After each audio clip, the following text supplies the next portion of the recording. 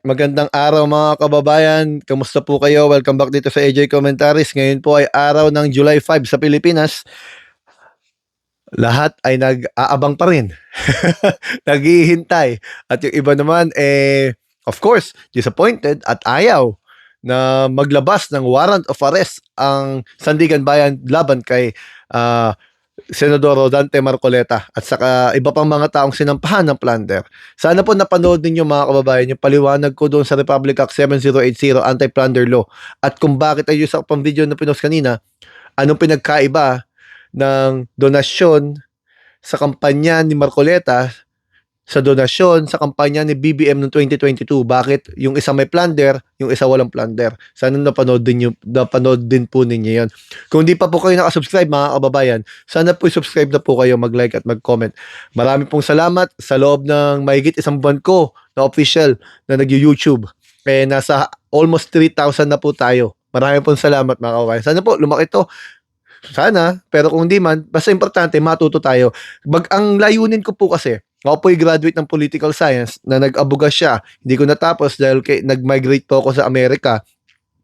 Ang goal ko po talaga dito, makapag-hikayat at makapag-discuss, ma-review tayo mga kababayan.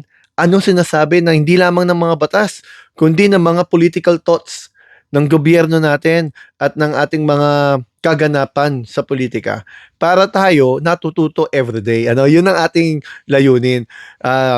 Binabasa ko yung mga comments. Marami pong salamat at sana marami din katulad nung yung paliwanag ko sa Republic Act 7080. Marami doon, 200 mahigit, binasa ko. Majority naman naliwanagan at may iba namang ayaw lang intindihin siguro. Pero mga kababayan, punta po tayo dito. Naghihintay nga po ang lahat, ng warrant of arrest. Ano ba mangyayari mga kababayan? Kasi, syempre yung kay Jinggoy Estrada, parehong kaso yun, Pareho ng kaso, plunder, Yung isa lang, flood control lang issue. Yung isa naman, tungkol sa kampanya. Ngayon, mga kababayan, yung finailan ng plunder case si Jinggoy, parang 2 days lang lumabas yung yung warrant of arrest. Kasi usually 24 to 48 hours lang yan after ma-raffle. Ngayon mga kababayan, dinaisan pa na yung kay Marcoleta. Di any day yan. Paano yung ngayon impeachment trial? May video din po ako niyan, yung epekto sa threshold. Ilan boto para ma-convict si Sara Duterte o ma-acquit. Sana panoorin niyo po yun. So ngayon mga kababayan, paano ang sitwasyon kapag nahuli o nakulong si Marcoleta? Sabi sa Section 2 ng Republic Act 7080 o Section 5, dapat siya ay suspendido. Pag ikaw ay suspendido, paliwanag ko lamang pumuli, halimbawa, mayor, mga kababayan, suspendido si mayor, ano mangyayari? Dapat may acting mayor. Usually, yung vice mayor ang magiging acting mayor. Kasi yung mayor, hindi siya pwedeng magpatupad ng functions ng kanyang opisina. Hindi siya kinikilalang mayor sa pagkakataon na yon. So, yung vice mayor na acting mayor, siya ngayon ang magpapatakbo at mag-e-execute ng functions ng opisina ng mayor para hindi matenga. Kasi may mga gawain ng opisina may serbisyong kailangang ibaba. Hindi pwedeng itigil yun dahil sa pagkakawala ng isang tao. Sa pagkakataong ito mga kababayan, wala naman pong vice senator. Di ba? So ano mangyayari?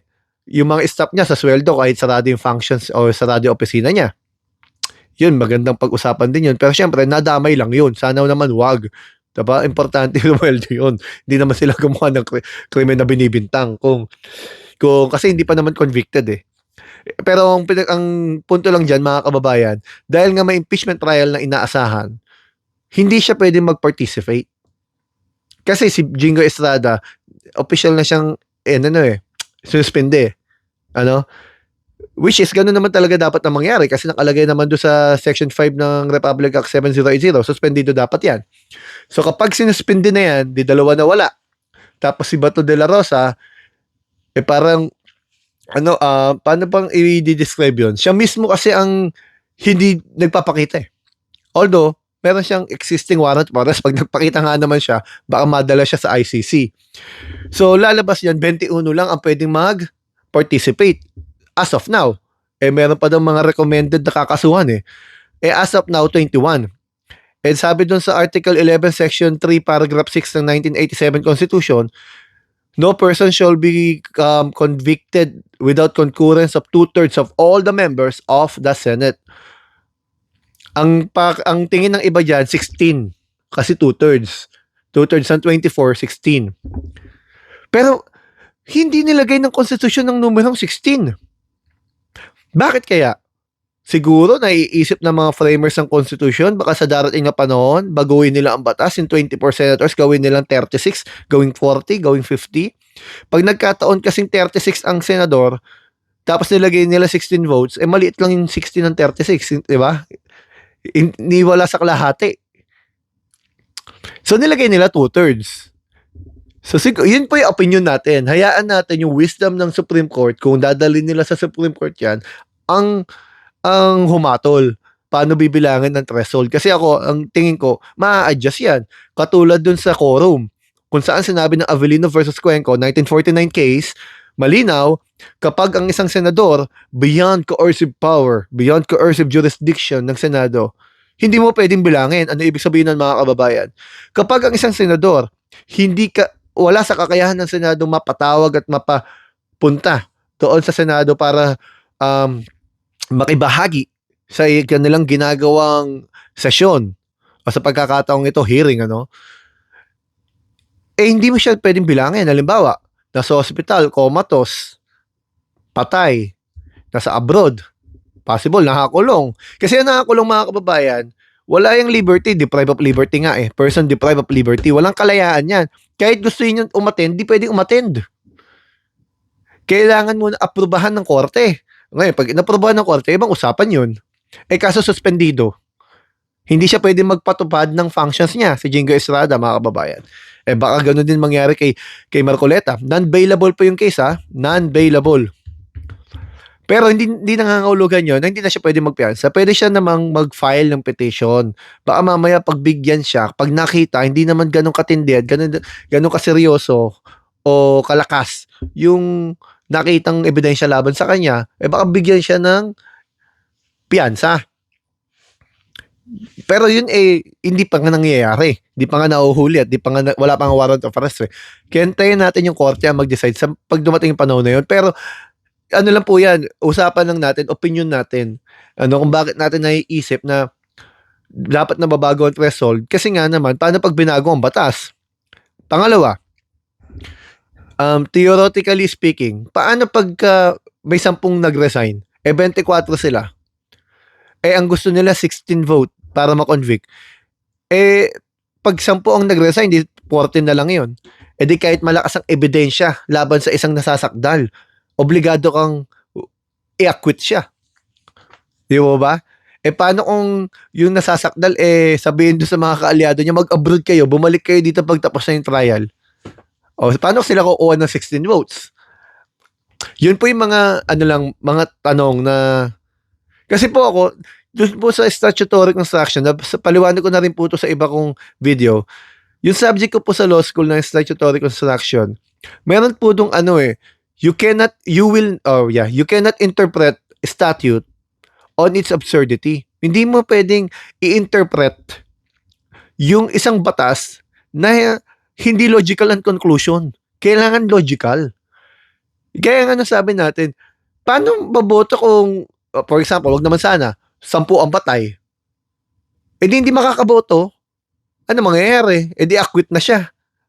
Ganun lang pala yun Delikado yun. Senaryo na yun. Di ba? Yun ang mga bagay na pwedeng maka-apekto dyan sa pangyayaring pagkakakulong, kung makukulong man, si Rodante Marcoleta bago ang impeachment trial. Pero ang sure dyan, nasampahan na siya ng kaso. So pag nilabas ng warrant of arrest at nahuli siya at nasuspende siya, malinaw na hindi siya pwedeng makibahagi, makisali, makilahok doon sa impeachment trial bilang isang senador. Hindi naman po pwede yung sinasabi ng iba na ang sinususpende lang naman yung functions niya bilang legislator, mambabatas. Pero yung isa pa niyang distinct function na magiging hukom sa impeachment court, hindi naman sinususpende, mga kababayan naman. Ano ba logic yun? Kapag ka ikay suspendido ka sa lahat.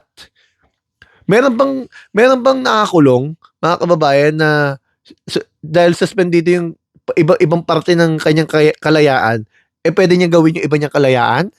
Halimbawa, nakakulong siya sa gabi, preso, umaga, a-attend siya doon bilang hukom, tapos uuwi siya bilang preso?